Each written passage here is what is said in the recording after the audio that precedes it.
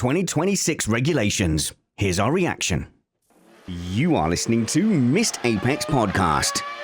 We live F1.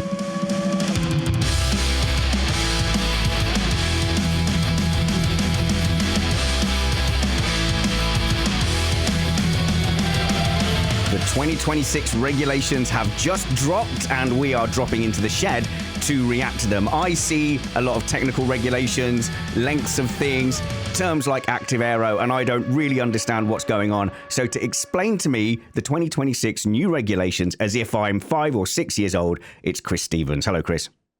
Hello, Spanners. Yes, a reaction episode. So we need to get our thumbnail faces in. We need to throw our arms up in the air and say, oh my goodness, look at that. Yeah, I would not have done this had I not looked at the technical regulations for 2026 and seen some genuine things that made me go, oh, this is actually a little bit bold. They've got a specific vision and they're going for it. It's not an iteration on the ground effect cars. The ground effect era seems to have been kind of quietly forgotten about. all the ranting and raving about getting the ground effect in, which we all were really optimistic about, looks like they've looked at the effects of that ground effect and gone, no, we're not going to do it.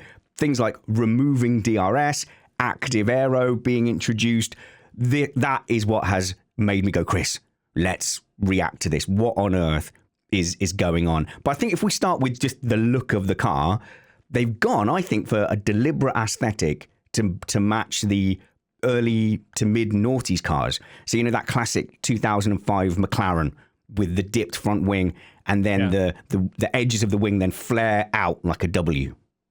They are very reminiscent of those mid-2000s cars, aren't they? Sort of mid to late, where they were very... they started off very clean and then they had all sorts of appendages hanging out of them. But this is a very clean version of that. I mean, to me, aesthetically, we've lost the wheel covers, which we currently have on the cars. So I think that's quite a big difference. And of course, the barge boards are back as well. Those sort of appendages in front of the side pods. I'm sure that Trumpets and Summers will get more into the implications of that. But the first thing that came to my mind was, well, didn't we get rid of those because every time there was the tiniest bit of contact and they lost a millimeter of carbon fiber off of those things, the car suddenly went 5 seconds a lap slower and it ruined their race. So we'll see what the reintroduction of those sort of appendages does. But yeah, definitely, I like the look of these cars. Yeah. No, I think so. And so we'll get into the dimensions and the diameters, I think, as the first big regulation change. But they definitely look more like a race car. I don't know. I can't put my finger on why from 2017 onwards, and especially these ground effect cars, haven't felt like Formula One cars to me. They felt very cumbersome and big. No? I love the high downforce era cars. I know we were having this we've argued about this today, but I absolutely adore the high downforce era cars. No, they are spectacular, but they don't feel to me like, and this is the wording they use in the 2026 regulations, they don't look like those nimble, powerful beasts that are hard to tame. They have been recently, to me, just looking like a sports car rather than a Formula One car. The images they've released of the baseline car, I think it's deliberate. There's an aesthetic to go, hey, remember when most people are saying F1 was last good for racing? Well, here we are. It kind of looks like that. Well, agility is certainly the big thing that has been missing from Formula One since the introduction of hybrid power. Because they're heavy engines, they're heavy power units. They have to be to accommodate the batteries. That's just the fact we're not going to get around. And yes, these cars are going to be 30 kilograms lighter, which I think is a little bit less than what a lot of us were hoping for. Yeah, it's a step in the right direction, but it is still heavier than the 2021 cars, for example. So when we go down to we lose 30 kilos, that'll put us at 768 kilograms, which is still... what is that? 16 kilos heavier than the pre-ground effect cars, but it's a step in the right direction, right? It's going to be better than what it is now. And also the cars are slightly smaller. So we've lost 10 centimeters from the width, which for context is still 10 centimeters wider than the 2014 cars when we first introduced the hybrid power. But they were a little bit too sort of small in my opinion. And we're also going to be going 20 meters shorter as well. So they're not going to be the same size as 2005, 6, 7 cars, but definitely a step in the right direction, I feel. So for those physical dimensions, I want to push back slightly that it would be impossible to go lighter, because everything's a choice. You could ultimately decide the best thing for racing, and this is their stated aim. The 2026 technical regulations target improved raceability and closer racing. Their nimble car at the concept and the heart of the regulations. So if you're going for raceability and closer racing, you could actually prioritize that over having fancy harvesting. But you don't have to have a battery that harvests energy. You don't have to have any kind of hybrid. If your priority is actually raceability and closer racing, then just don't have the thing that forces you to be massive and heavy. Yeah, but the power unit regulation has been set in stone for some years now, although there is obviously some talk about, well, maybe for the next set, we can focus fully on sustainable fuels and lose the hybrid element altogether. But that is a discussion for another day, I feel. Yeah. The issue with the weight really has been it's these incremental changes that are fully justifiable, because it's largely for safety reasons that we've had these largely, I mean, the biggest one obviously was the introduction of the hybrid element. That's understandable. Then it's like, well, we need to make this part of the car a little bit thicker. This bit of the car needs to be a little bit bigger as well for safety reasons. So it's kind of gone up a little bit and a little bit. The introduction of the Halo as well in 2018, of course. And then the introduction of the 18-inch wheels as well, which are heavier than the previous 13-inch ones as well, which are staying for 26 as well. Yeah, slightly slimmer wheels, but the wheels make up 46 kilograms of that total race weight. So if we had gone back to the 13-inch diameter wheels, that would have been quite a big weight saving. And I don't necessarily think we need to be on 18-inch wheels. You can talk about road relevance all you like, but I don't care. It's a racing car. I don't think it is that. I bet you anything the 18-inch wheels was because people have got a classic image in their head of what a Formula One car is, and it's the 1990 Marlboro McLaren, and it's big and wide, and it looks like the wheels are really high compared to the driver. And I feel like those wheels are chasing that classic image. But again, that's a choice. If you are aiming for an aesthetic, which I feel like they are, and I don't disapprove of that either, but if you're picking an aesthetic that gives you more weight, then you're making a really deliberate choice there. I would say I'm disappointed with the weight and dimensions reduction. I think it's that bit is underwhelming. There's a lot later on to be really, really positive about, and that's been really brave. But 20 centimeters isn't worth mentioning. Like, why even mention it in that document? So at school, the 30 centimeter ruler, 2/3 of that shorter. Does that even make dispatches? I think you'll notice it. What I hope is that they just look a bit more agile on TV, because that's what we love. When you go back and you look at the pre-hybrid cars and they just turn the wheel ever so slightly and bang, just darts through a corner, and they look faster because of it as well. You can tell me that those, we went 3 seconds a lap quicker in 2017, for example, than the previous year. Yeah, but it didn't matter. But it didn't look any faster. Yeah, it didn't look any faster than it did back in 2005. So I just hope they look a little bit better on TV. Well, the thing to make them look nimble is the power to weight ratio. That's nearly everything when it comes to saying, well, we want a more racier race car and a more Formula One race car. Go and watch Damon Hill trying to, okay, I'm not defending 90s F1. That would never wash nowadays.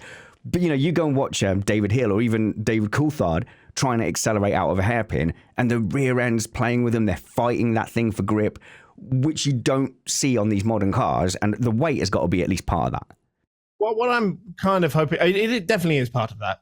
But what I am hoping for as well, with the more reliance on the electrical power, is that there are more of a manhandle a handful. And more of a, yes, that's what I was aiming for. No, let's do manhandle. Okay. A little bit more, because they're a bit more of a handful. Yeah. I always think back to 2014, the first race in 2014, the first, turbo hybrid F1 race, and Kevin Magnussen literally drives from one side of the circuit to the other because the rear tires have just absolutely lit up, and he darts across the track trying to save it. I think that looks pretty spectacular, and I would like to see them, wrestle the car a little bit. I think the good thing about the weight as well is that if you have any kind of slide, you don't suddenly lose half a second as well. You can sort of dance with it a little bit more. Yeah, so but there's going to be less downforce as well because of it. It might have been last year in Abu Dhabi, out of the final corner, you saw Lando Norris get the back end out and get really leery with it and keep it pinned. And that was almost front page news because we're so unused to seeing the drivers being able to do that. And like once you get to that point, you're done and dusted. But with this, have we got a power rating for this? Like, have we got an amount of horsepower? So I can't remember the figure specifically because even now the figures. Yeah, well, I don't think it's in the document.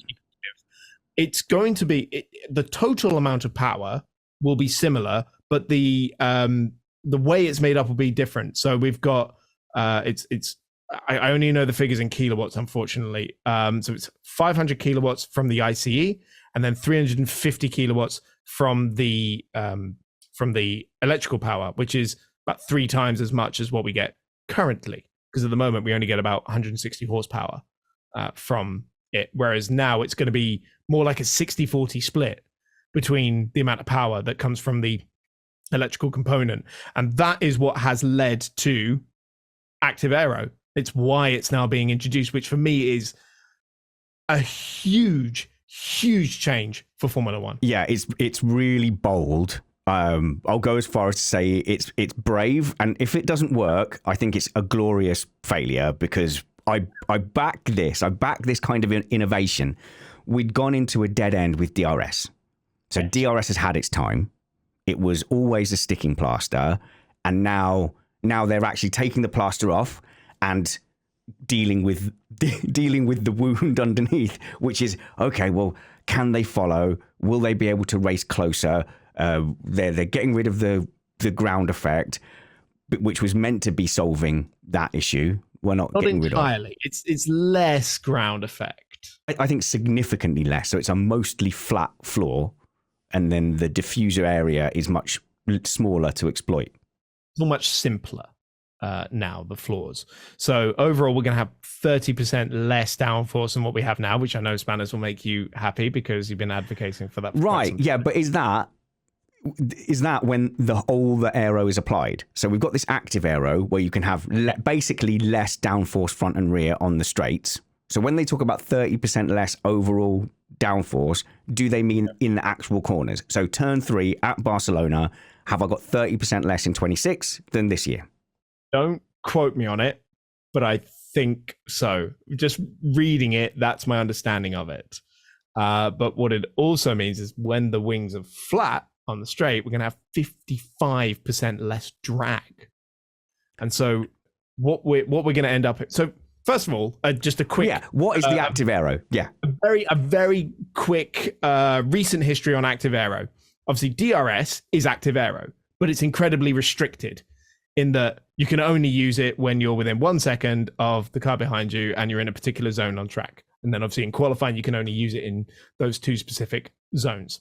There was an experiment in 2010 as well with being able to change the front wing angle from the cockpit. You got very limited number of changes per lap. Oh, yes, I remember.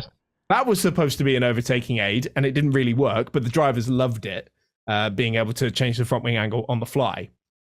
But again, very restricted. What this is going to be is there's going to be 2 wing modes effectively, and they've given them very boring F1 names, which is Z mode, which is the standard, so nice, steep wings and lots of downforce. And then when it goes onto the straight, it goes into X mode, which is nice. It's not going to cut it. Less track, and that is because we were talking about the power units and how they've kind of dictated this. It's because you would run out of steam otherwise.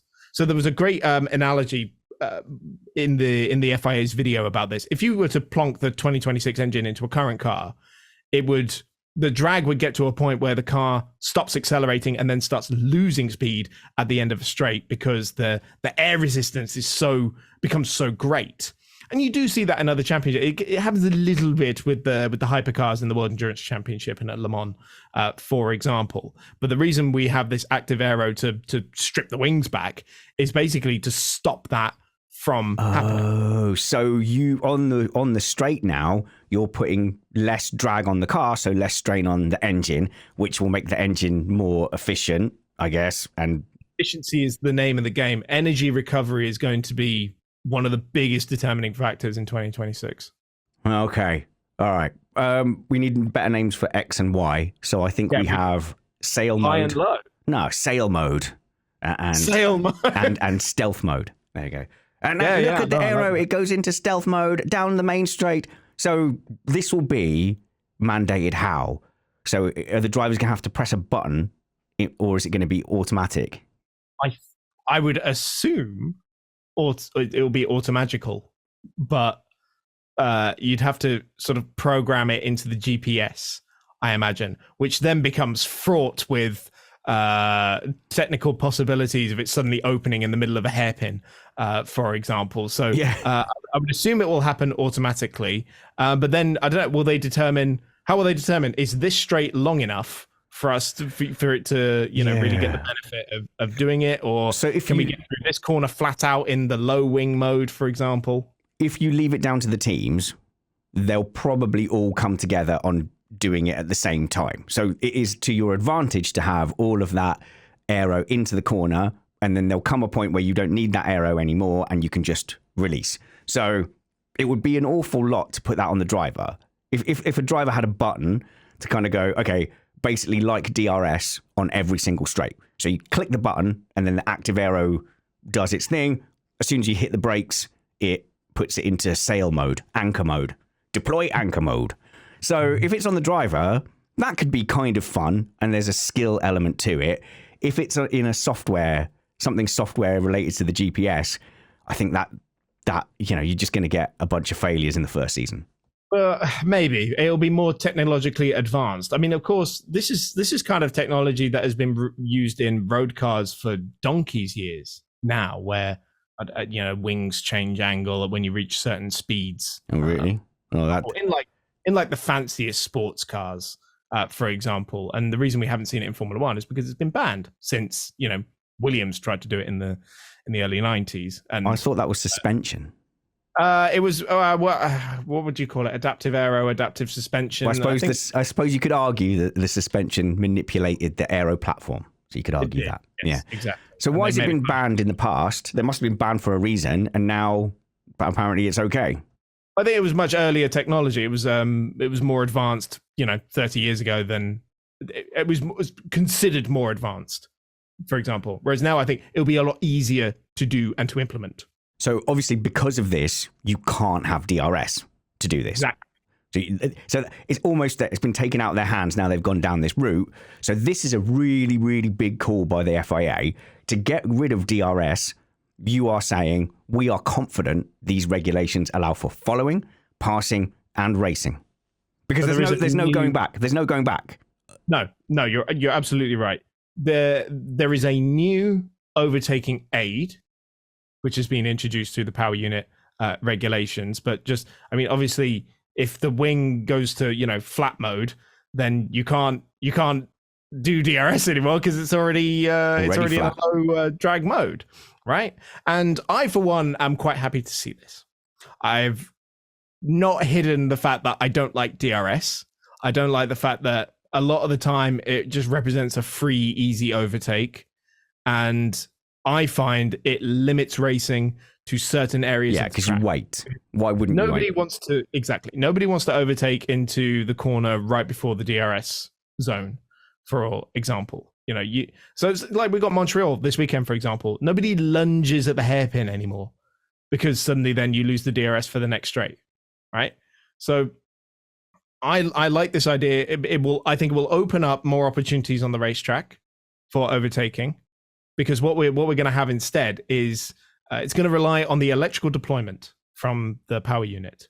So as we mentioned earlier, a lot more power coming from the hybrid system. Normally, that would begin to taper off at around 340 kilometers an hour, which is pretty fast. And what you can do instead is go into override mode. I was about to call it overdrive. No, it's override mode. No, overdrive's better. Let's call it that. So I quite like that as well. I think they should rename it now that I've done that. You're welcome, FIA. Overdrive. Overdrive. So the driver presses a button. So we're back to this sort of manual deployment, which I quite like. Bit like the old KERS. Yeah, KERS was great.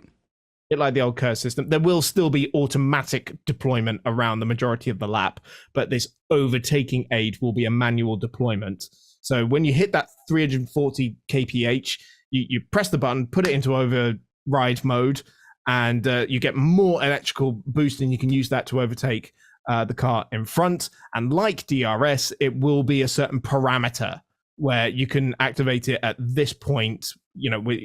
Let's just say, for argument's sake, it will be the same when you're within a second of the car in front. It might not necessarily be that, but you don't have to use it in a certain zone. You can use it wherever you want on the lap.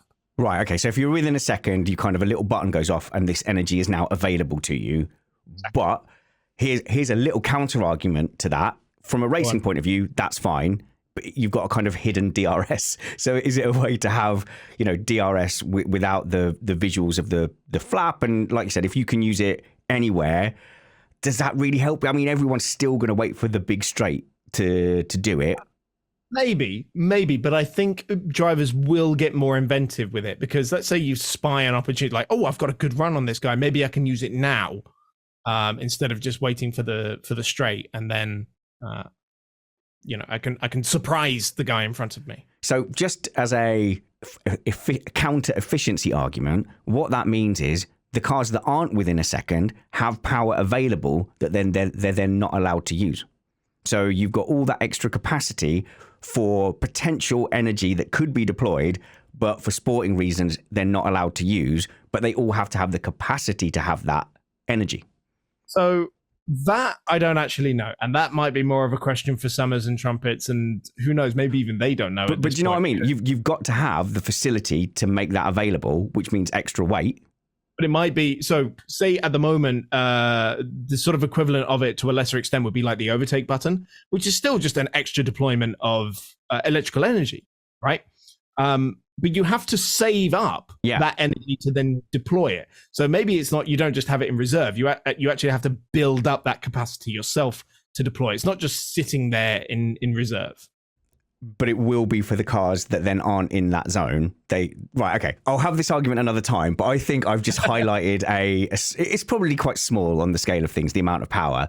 But something I've not liked about modern F1 that doesn't really get talked about is the hidden engine mode, battery saving, battery deployment stuff that we don't really get to hear about unless the team specifically tell us.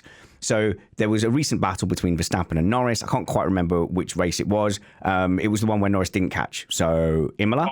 Imola. So in Imola, there were times where we were thinking, Norris is catching. Verstappen is pulling away. And we don't really get to know whether that's driver skill, the tyre wear kicking in, or the phases of the deployment and charging of the battery. So I would didn't we have a graphic for everyone's KERS? We did, but that was because KERS was such a smaller part of, compared to the hybrids, for example, because it was only 80 horsepower and you only got 7 seconds a lap. So it was quite easy to display in the same way that you had the little DRS graphic as well. Whereas now, if you're coming out of a corner, you're deploying energy. You just are. It's always kicking in. So trying to show the amount that you're using it, I think is tougher than just saying, he's deploying electrical energy. It's just that stuff is a little bit hidden. So I don't know. To me, that's a little bit of a, it's a dark art in the background. And I think it gets glossed over in commentary because they know that that's something we can't see. You know what would be good? Because I think they initially did try and tell the tale of it a little bit and show the various battery levels, and it all started to look a little bit Gran Turismo, and I think it's a bit off-putting to maybe some casual viewers. In the IMSA, the Sports Car Championship in America, you can see on the timing the energy levels remaining. which is effectively the combined fuel and electrical energy storage. Maybe that is something to consider, where you can there's just a little tower on the timing screen that says this is how much they got left in the tank. Okay, so I think this answers one of the questions we really had about active aero, which is the active aero isn't really there to affect racing. It is there to achieve this specific thing of being able to run at a certain efficiency, have the downforce when you need it, reduce drag, which is waste on the straights when you don't need it, but it's going to be the same for everyone. Everyone's going to have that available to them. It does seem like technically a very exploitable area. So I can see, obviously, it reduces. How much does the wings reduce then down the straight? I don't think we've had those specifics. All right, okay. But tell me this. We know it's 55% less drag than what we have now. So to test the front wing flexibility, you can stand on it or put a weight on it. Yeah. To test. You can stand on the front. They're designed to withhold like so you can 2 test tons of downforce. If you remember 2021 Brazil, where they tested Lewis Hamilton's car by pushing that roller through it, and it's not meant to get through with under however many 20 Newton meters worth of push, right? How are you going to test the angles as they're moving along? So at some point after the first year, there's going to be a scandal that a team has managed to make it go lower than it was supposed to, but it wasn't picked up because when you do it in test conditions, it tests completely fine. Maybe that's the FIA's problem. Yeah, it just feels really exploitable. That's all, because it's already moving. You know, the rules will be different, and the tests will be different, I'm sure, to accommodate it. Because I mean, let's be honest, this is something that Formula One's never really done before. It's brand new territory. Yeah, there's going to be a lot of cheating around that specific area. Every engineering team. It's not cheating, it's exploiting the rule books. Doing things that are not allowed within the rules. No. I think F1 teams should look for little innovations, and everybody's line for an innovation or a cheat is different. But the way we get that's the reason we that we were able to do the innovation show with Kyle and is it Trumpets, where they talk about, you know, exhaust blown diffusers and mass dampers, and you know, it's how these things get invented. All right. What other areas are we looking at? What's the big takeaways? I think we were right to focus on that because it's the real racing side. So we've basically got rid of DRS, but we have push to pass. That's what a lot of people have been saying to do. That's what I've been saying. The active, yeah. And look, you know, it's easy to criticize the people coming up with the regulations, but we all wanted ground effect. We all went, yeah, that's a great idea. They'll be able to follow. Ground effect will save everything. And just unfortunately, it's not being implemented in a way that works. And I think they've seen enough to go, we don't want to go down that path and chase that anymore. So in the FIA video, they acknowledged, so first of all, they say, we made a step in the right direction, but it wasn't perfect. We acknowledge the flaws from the current regulations. We hope to improve on those with the next set of regulations. And I think that's right, because I think a lot of good decisions were made for the 2022 regs, but also there were some elements that were counterintuitive, let's say. Okay, some problems that I can see. So everything we've talked about so far actually lends itself to a little bit of a closer series. So I'm getting the feeling that a lot of that is mandated and is on rails. So they're taking away what they can do with the underfloor. I think the active aero is going to end up being quite restrictive as well. So it does look like there's less aero in general. Won't the front wings have to be less complex if they have the complexity of the active aero as well? Well, potentially. They're pretty simple now as well. And we've had much neater front wings for quite some time now. I mean, you remember pre-2019 when they tidied them up a little bit, you used to get all sorts of little appendages, and it's like, well, we're going to add another 2 millimeter little thing on the end of this appendage that's on the end of this one, that's on the end of this one. Can you calm down saying appendage over and over? Okay, my beat machine's at the repair shop today. But the last time there was barge boards, didn't they have loads of like flicks and flares all over the bar? That was quite a complicated area. Yes, and undoubtedly they will be covered in them within the end of the year. What we saw with the 2022 regs, and we were raving about them at the beginning of it, right? Because the cars looked pretty fantastic. They looked different as well. You could tell them apart in ways other than the color scheme, and the racing in the early stages was really good. Okay, so very enjoyable, and we had a good early title fight in 2022. Okay, I predict. Sorry, Chris. I predict that these cars will look fairly similar.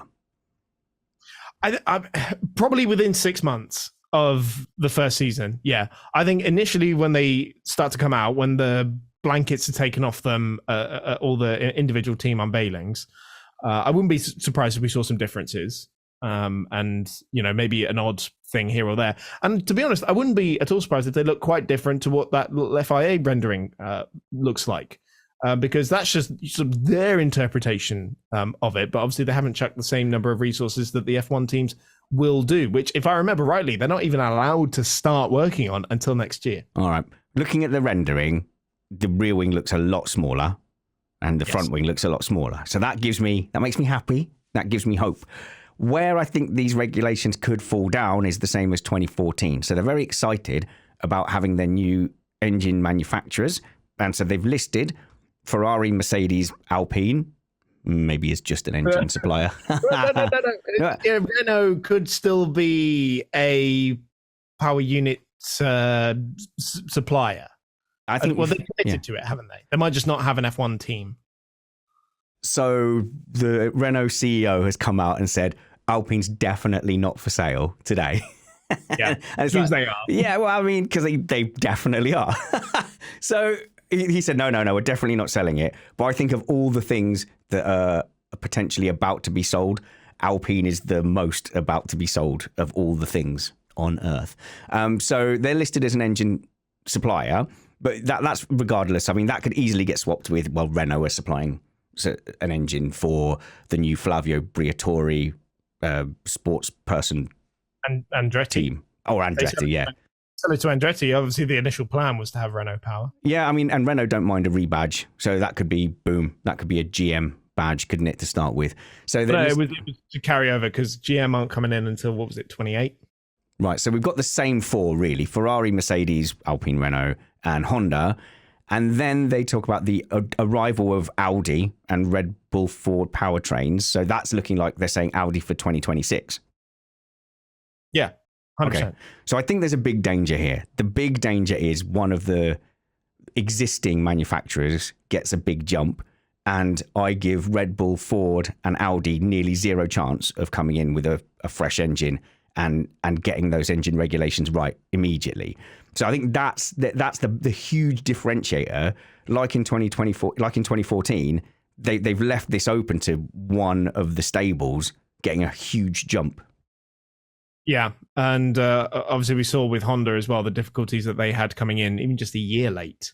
And then we've got manufacturers potentially coming in 2 years later than everyone else. And of course, this engine is largely based on what we have at the moment, so there will be some carryover. Okay, good. A lot more reliance on the electrical power that we alluded to earlier, because the power coming out of the hybrid system in 2026 is the equivalent of all the power from a Formula E car currently. It's quite a bit of grunt that they're relying on. So I will say FIA.com/news is where you can find these regulations. It's a really well written document, so it's very easy to look at what they're trying to introduce. There's some good quotes there from the president and from Liberty Media and from Nicholas Tombazis, who's the senior technical director, single-seater technical director. So it's well worth looking into that. There's loads of details. But my initial feeling, Chris, is that, not everything I want is there, because I wanted it cut in half. I wanted half the weight. You wanted car-to-car radio as well. Oh, man. I can't believe they've chickened out of that again. Cowards. Absolute cowards for not doing car-to-car proximity radio. Oh, imagine that. Imagine that. You can talk to the two cars ahead and the two cars behind, and you've got little buttons, and it's always transmitted. You can do it on iRacing, so why not? And we have to have all sorts of rules on that. So in our iRacing League, we have 2 channels. We've got Discord, where if you want to be bimbling around talking about your latest shopping trip to Tesco's, you're free to do that. But we have the official race channel, where you can only use it for things like useful things like, oh, I've got blue flags, pass me on the left. I'm going to let you by on this corner. Look out, I've got damage. I am still racing, but I'm going to be, down on power. So look out for it. Really useful things. But then when somebody loses their temper and they're like, hey, why did you do that? I'm going to come kill you. We've had to come on there as race control and be like, no, that's incorrect use of the voice channel. So you'd have to do all that. You'd need like a referee. You'd need a radio mum. Radio mum. On there. Obviously, they would never let that happen, but it would have been fun. Another thing for the stewards to look at. Why not just let teammates communicate with each other? So you always have to have the option of teammates being talked, because they're on the same team, Chris. So it's fine. Yeah, they are, technically. You know how much teammates fall out now? Imagine if you had inter-team comms between the cars, every teammate pairing would fall out immediately. I would love it if we got like just the open radio communications, but like, I know you can't get that on F1 TV, but just like, for free would be nice. The only one thing we haven't really covered from this is the sustainability side. My feelings about that. It doesn't really change an awful lot. They're just swapping out the petrol for a sustainable fuel that, in my opinion, people fight me. Everyone fights me on this, but I don't think you can scale it up. The only slightly reasonable thing they've said is, okay, it's not going to be the mass transit solution. I'm glad they're acknowledging that, because it's not going to be. But they're talking about the remaining petrol cars that are on the road. So as we move over to electric, which we will, there will be, because there's no point throwing away the cars you've got. The most efficient car is the car that you've got running and is working. So I'll run my little 1.2 Eco Peugeot until it's dead. But maybe sustainable fuels can play a role in that market. And then we can, because you can run any petrol car off of these sustainable fuels. So if there's a decreasing market that can be funded by that, which again, I'm then skeptical of it, because who's investing in a decreasing market? That might even push up the demand for internal combustion engine. Maybe. That's a lot to take in there in a very short space of time, but just thinking out loud. Sustainable fuel, I mean, it's not a bad decision, is it? You're never going to tell me that doing something like this is wrong and bad, because at the bare minimum, it's reducing the carbon output of a very, very small thing. Do you know what? With these things, it's never the actual thing. It's the explanation that goes with it. That's what I would challenge. But this is the best explanation for the sustainable fuels in F1 that I've heard so far. The actual carbon emissions of the cars accounts for like 1% of Formula One's carbon emissions. Like, we all know the biggest thing is logistics and hospitality. Aircon. Right? How much aircon's running? Aircon. Putting on the actual event. Right, that's like 80% of it. But you need to kind of, it's almost like putting your money where your mouth is and actually, doing something that's demonstrably, good, and say, look, we're running these sustainable fuels. And it will be, a long-term thing, I think, before we find the next cycle as well. There's maybe a note to make about safety as well, which is obviously we've got a smaller, lighter car, but they've still made safety improvements. The key thing they wanted to point out as well, the FIA in their document, was the roll hoop. Obviously, we all remember the roll hoop kind of shattering when Zhou Guanyu went over on his roof at Silverstone at the start of the race there. And so there were increased load tests on it for the following year, and there are even stronger load tests on the roll hoop for 2026. Good. I like that, because that didn't really even feature on my list of important things to say and talk about, because it's been so good that it's nearly not noteworthy anymore. We just take for granted, yes, they're constantly striving for safety and improving things. And that's the difference between Romain Grosjean being alive and Romain Grosjean being the latest, person when you look back who would have lost their life in Formula One. Watching the 2017 Canadian Grand Prix replay and immediately seeing no roll hoop is no halo is really weird. Especially if you go back to say like 2010, where the side intrusion as well for the cockpit was so much less. So not only have you got no halo, but also the sides of their heads are much more visible as well, because the cockpit's sort of sat much lower, and they had those really high noses back in the day as well. So it would have just been So even 2017, Hamilton's got his arm out and he's waving a flag. And he's got like his fully arm and shoulder out waving at everybody. He's definitely undone his seatbelt for that. No, he has. He admitted. He admitted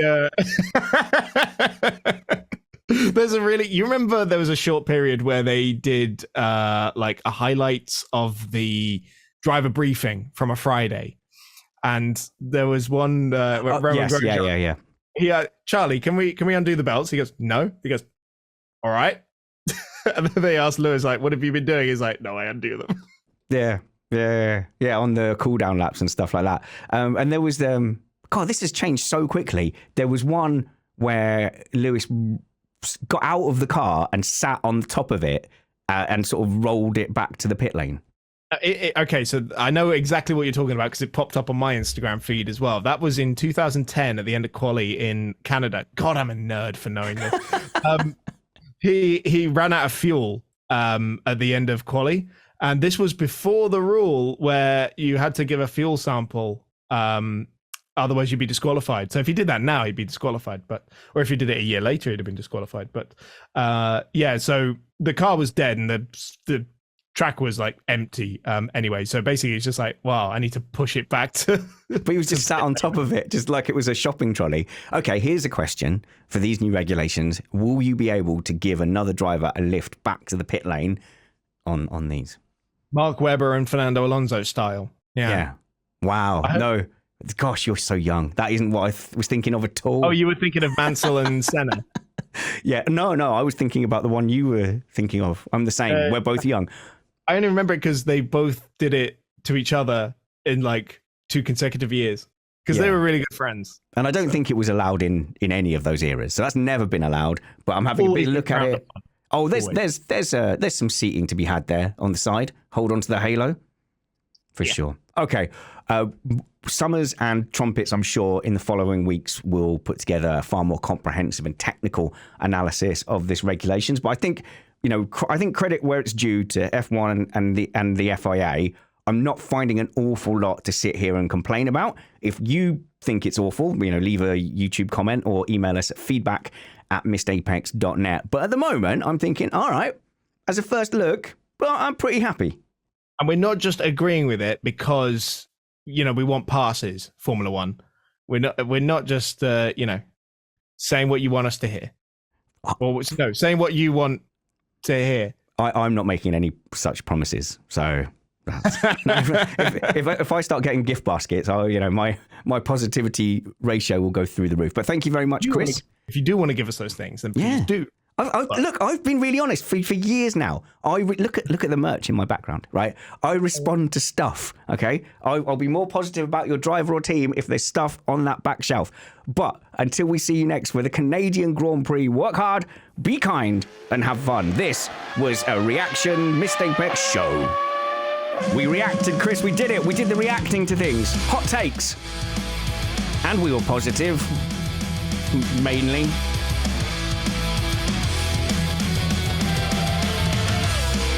And I remembered to press record this time.